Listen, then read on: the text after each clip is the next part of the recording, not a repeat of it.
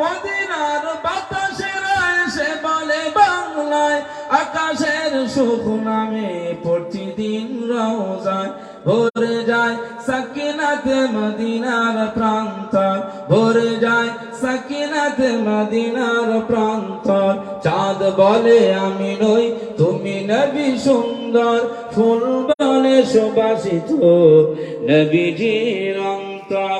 চাঁদ বলে আমি নই তুমি নবী সুন্দর, ফুল বলে সুবাসিত নবীজির অন্তর। আল্লাহুম্মা সাল্লি আলা সাইয়্যিদিনা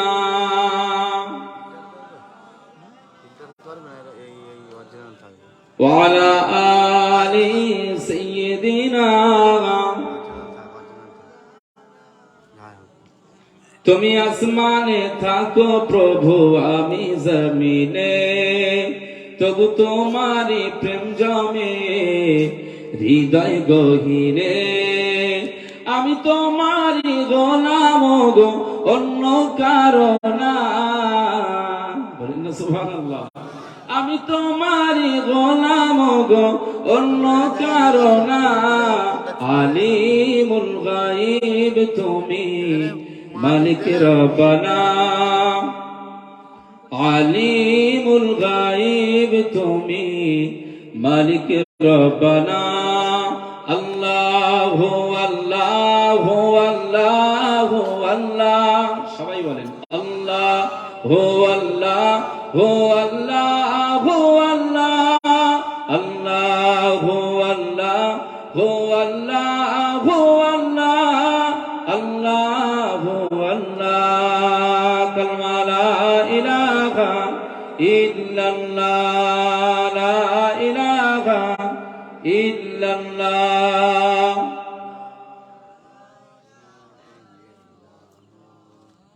মুহাম্মাদুর রাসূলুল্লাহ সাল্লাল্লাহু আলাইহি ওয়াসাল্লাম।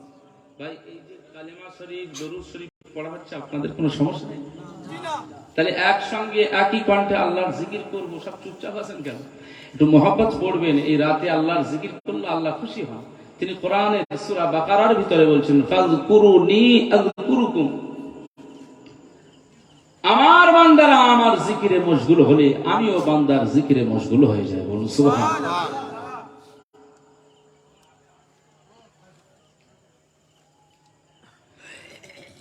তুমি আসমানে থাকো প্রভু আমি জমিনে, তবু তোমারি প্রেম জমে হৃদয় গহীনে। আমি তোমারি গোলাম গো অন্য কারো না। আলিমুল গায়ব তুমি মালিক রব্বানা, আলিমুল গায়ব তুমি মালিক রব্বানা। আল্লাহু আল্লাহু আল্লাহু আল্লাহ, আল্লাহু আল্লাহু আল্লাহ, বলেন আল্লাহু আল্লাহ। তোমারি রহম ছাড়া বাঁচা বড় দায়, প্রতিদিনে প্রতিক্ষণে জড়িয়ে রাখো গো আমায়। বলেন না সুবহানাল্লাহ।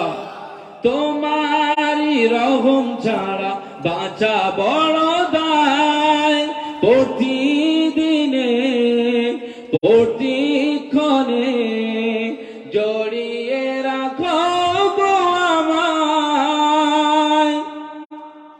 কত শত ভুল মাফ করে দাও, কত শত ভুল ক্ষমা করে দাও, জানা কিবা জানা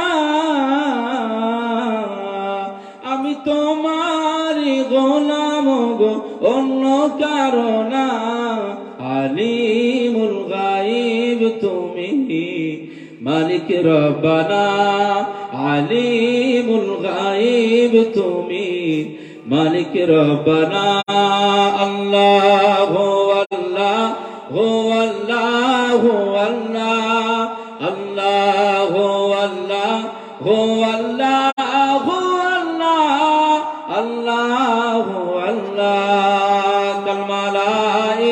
ইলাহা ইল্লাল্লাহ লা ইলাহা ইল্লাল্লাহ লা ইলাহা ইল্লাল্লাহ। কঠিন বিচারের দিনে থেকো গো পাশে, পাপের ভারে নুয়ে গেছে মন তাই কেঁদে মরে। কঠিন বিচারের দিনে থেকো গো পাশে, পাপের ভারে নুয়ে গেছে মন তাই কেঁদে মরে। জান্নাতি ফুল দিও গো আমায়, আগুনে ফেলে দিও না। বলেন আল্লাহুম্মা আমিন। আল্লাহ কিয়ামতের ময়দানে যেন আমাদের জান্নাতের সার্টিফিকেট দেন, আমরা যেন জান্নাতি হতে পারি। বলুন আল্লাহুম্মা আমিন। জান্নাতি ফুল দিও গো আমায়, আগুনে ফেলে দিও না। আমি তোমারই গোলাম গো, অন্য কারো না। আলিমুল গায়ব তুমি, মালিক রব্বানা। আলিমুল গায়ব তুমি, মালিক রব্বানা। আল্লাহু আল্লাহু আল্লাহু আল্লাহ, আল্লাহু আল্লাহু আল্লাহু আল্লাহ, আল্লাহু আল্লাহ। তুমি আসমানে থাকো প্রভু, আমি জমিনে, তবু তোমারি প্রেম জমে হৃদয় গহীনে। আমি তোমারি গোলাম গো, অন্য কারো না। আলিমুল গায়ব তুমি, মালিক রব্বানা। আলিমুল গায়ব তুমি, মালিক রব্বানা। আল্লাহু আল্লাহু আল্লাহু আল্লাহ, আল্লাহু আল্লাহু আল্লাহু আল্লাহ, আল্লাহু আল্লাহ। কালমা লা ইলাহা ইল্লাল্লাহ, লা ইলাহা ইল্লাল্লাহ, লা ইলাহা মুহাম্মাদুর রাসূলুল্লাহ। আল্লাহুম্মা সাল্লি আলা সাইয়্যিদিনা।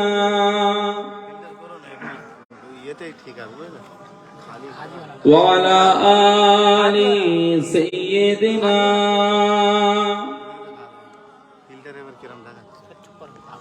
قال الله تعالى في كلام المجيد والفرقان الحميد.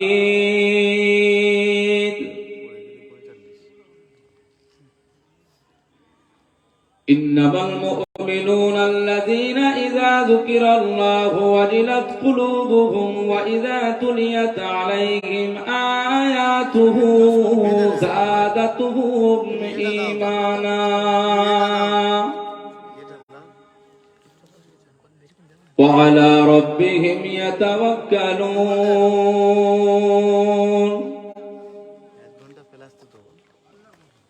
وقال رسول الله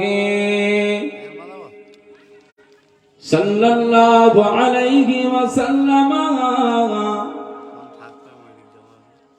إن الله لا ينظر إلى صوركم وأموالكم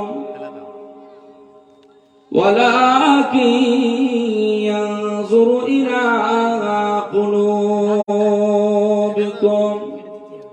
وأعمالكم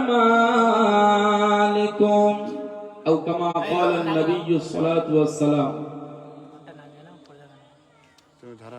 ফুলবাগিচা মসজিদে তাকওয়ার উন্নতি কল্পে আজ এই বার্ষিক মাহফিল, এই মাহফিলের সম্মানিত নির্বাচিত সভাপতি সাহেব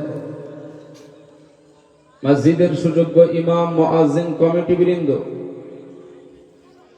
আজকে মাহফিলের আমন্ত্রিত উলামা হযরত, আমার সম্মুখে উপবিষ্ট প্রত্যেককেই শ্রদ্ধাশীল ব্যক্তিবর্গ, শ্রেণী বিশেষে আমার সম্মানিত যুবক ভাইরা, বয়োজ্যেষ্ঠ আমার চাচাজিরা, স্নেহভাজন ছোট্ট ছোট্ট মাসুম শিশুরা, পর্দার আড়ালে বসে থাকা ধার্মিকা মা এবং বোনেরা, আল্লাহ পাকের দরবারে শুকরিয়া যে মহান আল্লাহ পাক আমাদের সবাইকে মাহে শাবানের বিশেষ রজনীতে সুন্দর মাহফিলে, দ্বীনি চর্চার মাহফিলে আমাদের অংশগ্রহণ করবার সুযোগ দিয়েছে। কৃতজ্ঞতা প্রকাশে মালিকের দরবারে শুকরিয়া জ্ঞাপন করি, বলুন আলহামদুলিল্লাহ।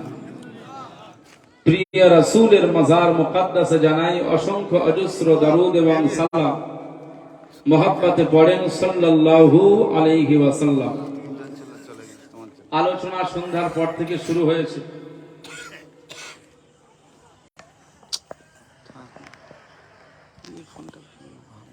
এই পর্যন্ত আমার পূর্ব বক্তা মুফতি সাহেব হুজুর বেশ তথ্যপূর্ণ আলোচনা করেছেন। আমি গুনাহগার আব্দুল মুনাইম আপনাদের খিদমাতে এসেছি আলোচনা করবার জন্য। তবে আমরা প্রায় কম বেশি আপনাদের দোয়ার বরকতে প্রায় স্টেজে উঠতে হয়, মিম্বারে উঠতে হয়, আলোচনা করতে হয়। বর্তমানে আলোচনার ক্ষেত্রে আমি দেখছি পশ্চিম বাংলার জমিনে ওয়াজ মাহফিল, তাফসিরুল কোরআন মাহফিল থেকে শুরু করে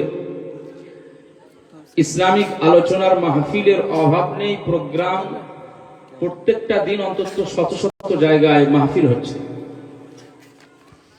কিন্তু সমস্যা হচ্ছে, প্রবলেম হচ্ছে যেটা, সেটা হচ্ছে আমাদের মতো ব্যক্তিদের, আমাদের মতো মানুষদের। আমরা জনগণ যারা আমরা আলোচনা শুনি, কিন্তু পালন করার ক্ষেত্রে আমরা অনেকটা পিছিয়ে আসি। আমরা আলোচনা দেব, মাহফিল দেব, কিন্তু আলোচনায় বসবো না। গ্রামের সব মানুষ যদি এখানে এসে বসে, চট ফাঁকা থাকবে নাকি? এই চট ফাঁকা থাকবে? কিন্তু এই জায়গায় লোক বেশি না ওই জায়গায় লোক বেশি? কোনটা? ওই জায়গায় লোক বেশি। আল্লাহ রাসূল বলছিলেন ইত্তাকুদ দুনিয়া, দুনিয়া থেকে পরহেজ করবে, দুনিয়া থেকে দূরে থাকবে। দুনিয়ার আকর্ষণ হচ্ছে ওইটা। আর এখানে আমরা যারা বসে আছি, এটা হচ্ছে আখিরাতের আকর্ষণ, মহান মালিকের আকর্ষণে বসে আছি। বলুন সুবহানাল্লাহ।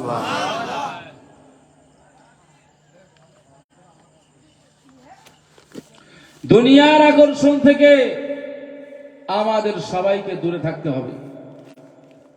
এই পৃথিবীতে মসজিদের ইমাম জুমার দিনে খুতবা বক্তব্য দেয় না দেয় না, এরপরেও গ্রামের মুসল্লির সংখ্যা কম না বেশি?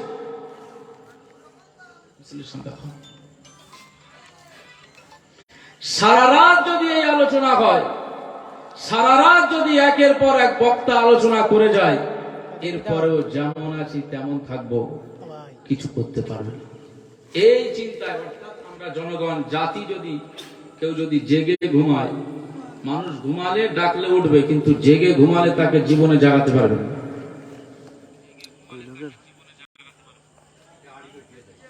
যে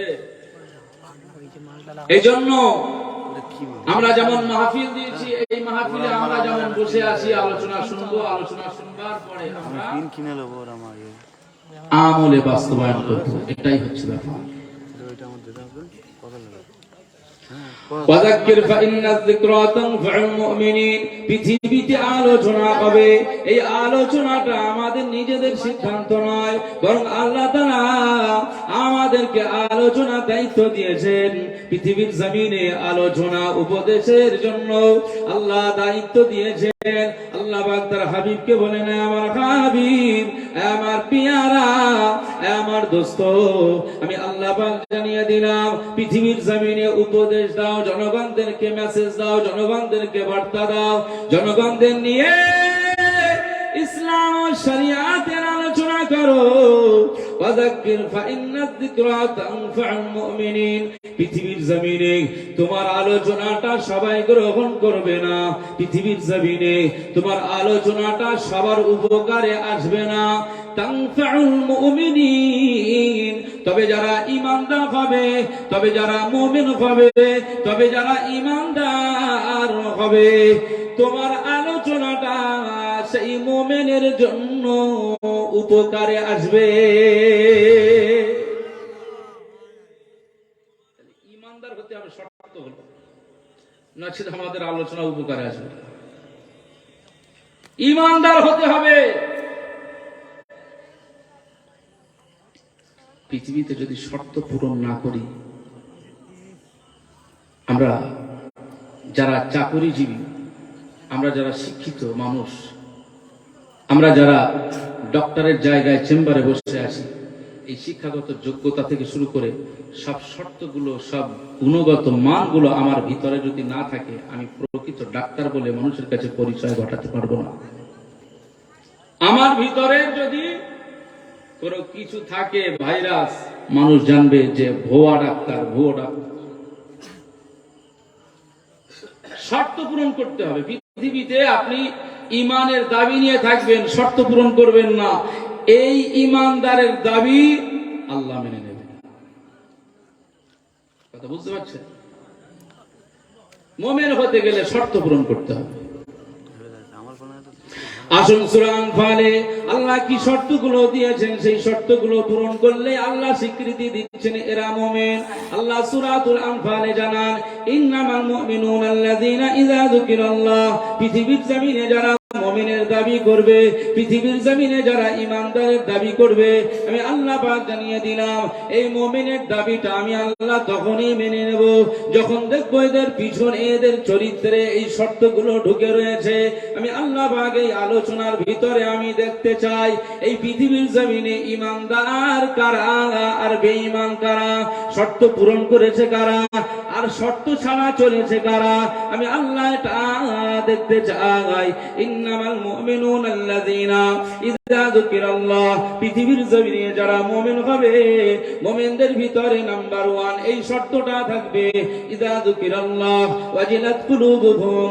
আল্লাহ পাক বলেন ঈমানদার যারা হবে, যখন তাদের সামনে আমি আল্লাহ পাক সম্পর্কে আলোচনা করা হবে, আমি আল্লাহ পাকের জিকির করা হবে, আমি আল্লাহ পাক সম্পর্কে, আমার জাতি সম্পর্কে, আমার অস্তিত্ব সম্পর্কে যখন তাদের কাছে আলোচনা করা হবে, ওয়াজিলাত কুলুবুহুম, তখন তাদের অন্তরটা মোমের মতো গলে যাবে,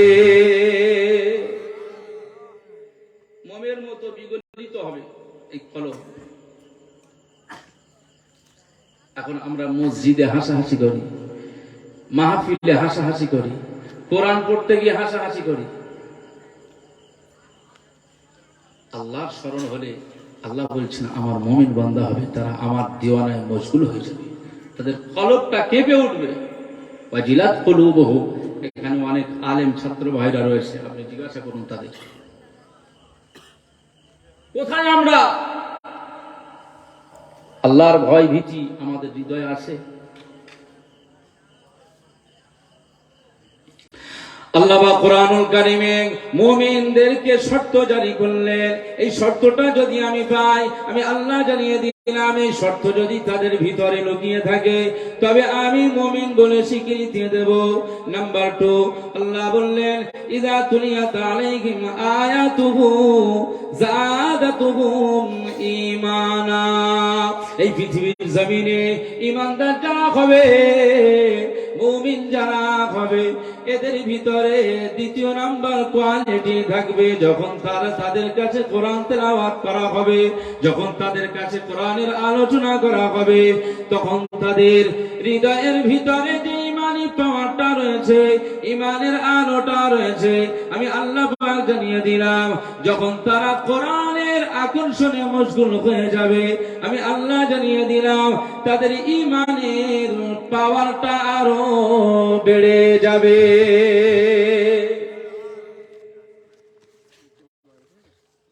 ইযা তুলিয়াত আলাইহিম আয়াতুহু যাদাতুহুম ঈমানা, যখন কোরআন তেলাওয়াত হবে, তখন তাদের ইমানি পাওয়ার বাড়বে, ইমানের জ্যোতি বাড়বে। আজকে আমরা কোরআনের আকর্ষণে আসি। কোরআন আমরা কতজন পড়ি, কোরআন আমরা কতজন শুনি, কোরআন নিয়ে কতজন গবেষণা করি, কোরআনের সংবিধান অনুযায়ী কতজন আমরা বিচরণ করি, কতজন চলাফেরা করি, কোরআনের ডিরেকশন মোতাবেক কতজন আমরা জীবন যাপন করি। মুমিন হওয়া অত সহজ নয়। আপনি যতই দাবি করুন, আল্লাহ আপনার দাবিটাকে কবুল করবে না।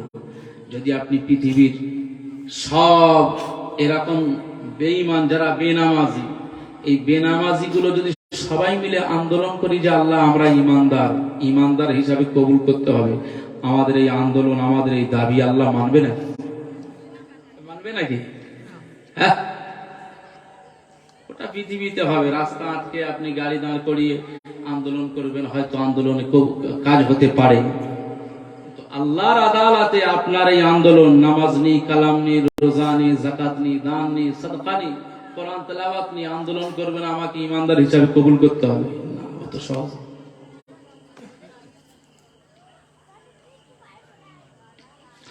ও ভাইজানেরা, নওজওয়ানেরা, যুবকেরা, তাই নবী বলেছেন এই পৃথিবীর জমিনে এক শ্রেণীর মানুষ রয়েছে যাদের চেহারা নিয়ে যারা অহংকার করে, যারা নিজেদের সম্পদ নিয়ে অহংকার করে, তারা মনে করে কিয়ামতের ময়দানে আমার এই চেহারা নিয়ে আমি জান্নাতি হতে পারবো, আমার যে অর্থ সম্পদ রয়েছে এই অর্থ সম্পদ নিয়ে আমি জান্নাতি হতে পারবো।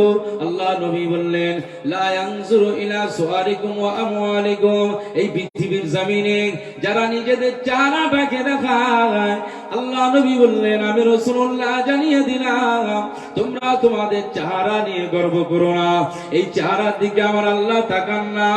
ওয়া আমওয়ালিকুম, এই পৃথিবীর জমিনে তোমাদের অর্থ সম্পদ রয়েছে, টাকা রয়েছে, মাল রয়েছে, সম্পদ রয়েছে, ল্যান্ড প্রপার্টি রয়েছে, বিজনেস রয়েছে, আমি রাসূলুল্লাহ জানিয়ে দিলাম, না না না, আমার আল্লাহ তোমাদের এই সম্পদের দিকে তাকাবে না।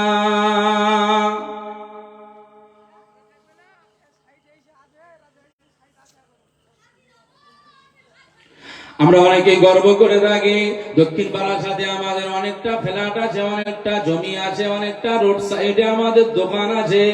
এই পাওয়া নিয়ে আমরা পৃথিবীতে বিচরণ করি। অনেক ছেলে মেয়েদের দেখতে সুন্দর, বিউটিফুল, আয়নার সামনে গিয়ে নিজেদের চেহারাটাকে দেখায় আর নিজেরা নিজেদেরকে গর্বিত মনে করে, অহংকার করে। মনে রাখতে হবে, এই চেহারা নিয়ে আল্লাহ পাকের আদালত থেকে জামিন পাবেন না।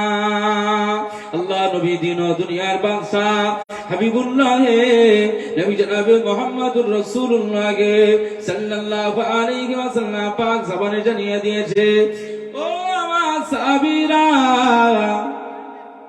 আমি রাসূলুল্লাহ সাল্লাল্লাহু আলাইহি ওয়াসাল্লাম জানিয়ে দিলাম, ওয়ালাকিন ইয়ানজুরু ইলা কুলুবিকুম ওয়া আমালিকুম, এই পৃথিবীতে আমার আল্লাহ পাক বান্দা বান্দীদের চেহারা দেখেন না, বরং আমার আল্লাহ পাক বান্দা বান্দীদের কলব দেখতে থাকে। কার কলবটা ভালো, কার কলবটা পরিষ্কার, কার কলবটা আল্লাহর দিওয়ানায় মশগুল। আল্লাহ পাক বলেন, আল্লাহ নবী বলেন, আল্লাহ এই বান্দা বান্দীদের কলবটা দেখতে থাকেন। জোরে বলুন সুবহানাল্লাহ। আমালিকুম, এবং তোমাদের ভিতরে কে বেশি আমল করে, আল্লাহ এই আমলটাকে দেখে। ইমানদার হওয়া অত সহজ নয়। ইমানের দাবি নিয়ে চললে ইমানদারের শর্তগুলো পূরণ করতে হবে। এই শর্তগুলো আপনাকে পূরণ করা লাগবে। কোটা পূরণ না করলে আপনাকে ইমানদার বলে কেউ মেনে নেবে না। যে আমার ভাইরা, আমরা যারা এখানে বসে রয়েছি ভাই, এখানে আমরা সাদা মানুষ আছি, পরিষ্কার মানুষ আছি, শ্যামলা বর্ণ মানুষ আছি, আবার কালো মানুষও আছি। কথা ঠিক না? আমি স্টেজে উঠেছি আপনাদের বক্তা, আপনাদের কাছে আমি একজন ওয়াইজিন হিসাবে উঠেছি, আলোচনা করার জন্য আলোচক হিসাবে উঠেছি। আপনাদের চেহারার সাথে আমার মিল হবে না, আমার চেহারাটা কালো। অনেক ভাইরা বসে রয়েছেন, চেহারাটা অনেক পরিষ্কার। বাড়িতে আমাদের মা বোনেদের সবার দেখতে সুন্দর হয় না, সবাই সুন্দরী নয়, আবার সবাই অসুন্দরীও নয়। তাহলে আমাদের ভিতরে এই যে কালো সাদা, এই যে মিশ্রিত হয়ে আমরা পৃথিবীতে চলাফেরা করছি, এই বৈচিত্র্যপূর্ণ বিষয়টা দিয়েছেন কে? জোরে বলুন। আল্লাহ দিয়েছেন।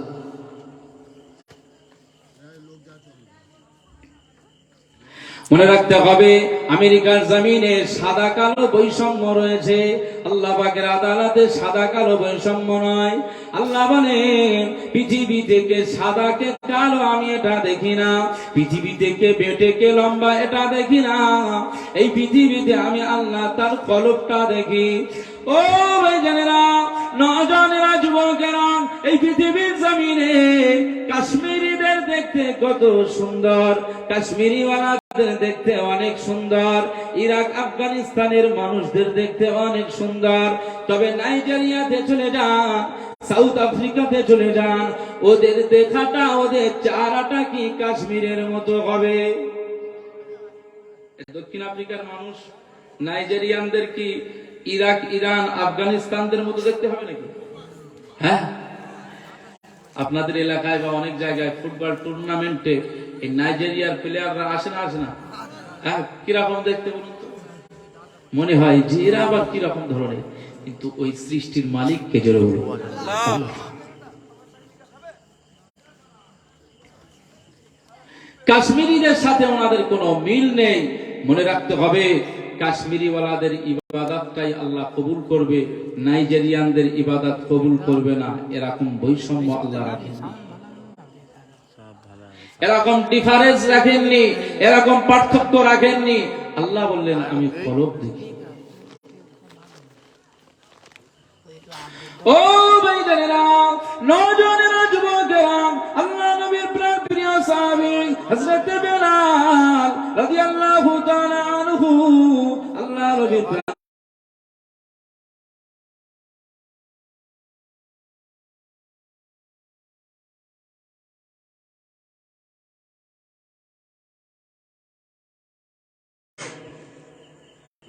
দিনের কথা আলোচনা হলে বাড়ির ভিতরে বিবিকে পর্দায় রাখেননি, লটারির কাউন্টারে আপনি, সাতটা খেলায় আপনি। আজ আপনার ক্যারেক্টার সংশোধন করানোর জন্য আজ আমাদেরকে আসতে হয়েছে, আপনারা নিয়ে এসেছেন, তো কথা শুনবেন না?